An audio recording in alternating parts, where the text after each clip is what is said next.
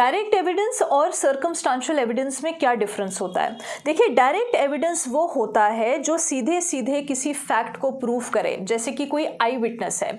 For example, अगर कोई husband या वाइफ अगर कोर्ट में आकर ये कहे कि मैंने अपने पार्टनर को, अपने लाइफ पार्टनर को किसी और के साथ एक कॉम्प्रोमाइजिंग सिचुएशन में देखा, तो वो आई विटनेस है, तो ये डायरेक्ट एविडेंस हो जाएगा। ठीक है जी। एक और एग्जाम्पल ले लेते हैं हम डायरेक्ट एविडेंस का, जैसे कि कोई कोर्ट में आकर ये कहे कि मैंने उस फलाने शख्स को अपनी आंखों से चोरी करते हुए देखा, तो वहां पे वो आई विटनेस है और वो जो कोर्ट में बोल रहे हैं वो डायरेक्ट एविडेंस माना जाएगा। ठीक है जी। सर्कमस्टांशियल एविडेंस वो होता है जो किसी बात को या किसी फैक्ट को इनडायरेक्टली प्रूव करता है, यानी कि जहां छोटी छोटी जो सिचुएशंस होती है वो मिलाकर एक स्ट्रॉन्ग कंक्लूजन बनाती है।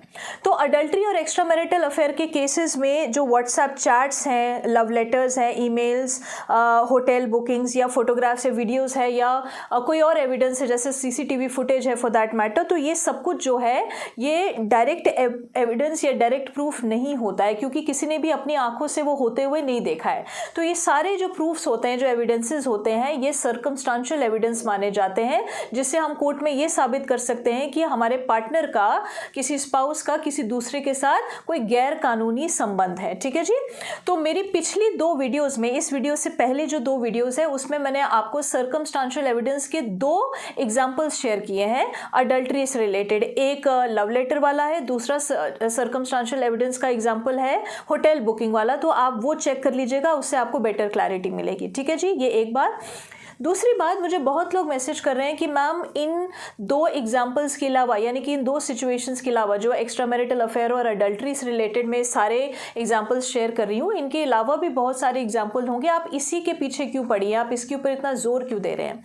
उसका कारण ये है कि इस विषय के ऊपर बहुत ज़्यादा बेबाकी से बात नहीं की जा रही है, और रियलिटी ये है कि बहुत लोग इन सिचुएशंस में फंसे हुए हैं और उनको नहीं पता है कोर्ट में एविडेंस कैसे लीड करना है, ना ही उनको कोई प्रॉपर गाइडेंस मिल रही है। तो चाहे मेरा कंटेंट किसी को बोरिंग लगे या उनको इंटरेस्टिंग लग रहा है, नहीं लग रहा है, मुझे उससे कोई फर्क नहीं पड़ रहा। मेरा कंटेंट जिनके लिए ज़रूरी है, जिन तक पहुंच रहा है, जो मुझे फॉलो कर रहे हैं, वो मुझे अपनी सिचुएशन लिखकर भेज रहे हैं और उसी के अकॉर्डिंग मैं कुछ एग्जाम्पल्स पिक कर लेती हूँ ताकि इनडायरेक्टली उनको उनके सवालों के जवाब भी मिल जाए। ठीक है। तो बहुत सारे घर टूट रहे हैं इन 2 प्रॉब्लम्स की वजह से, जो कि फैक्ट है। तो इसको स्वीकार करने में क्या आपत्ति है ना? नहीं होनी चाहिए। और जस्ट बिकॉज कोई इसके ऊपर इतना डिटेल में बात नहीं कर रहा है, इसका मतलब ये नहीं है कि ये कंटेंट रेलेवेंट नहीं है। ये बहुत रेलेवेंट कंटेंट है और जिसको आवश्यकता है उनको बहुत फायदा दे रही है। ठीक है जी। चलिए, प्रणाम।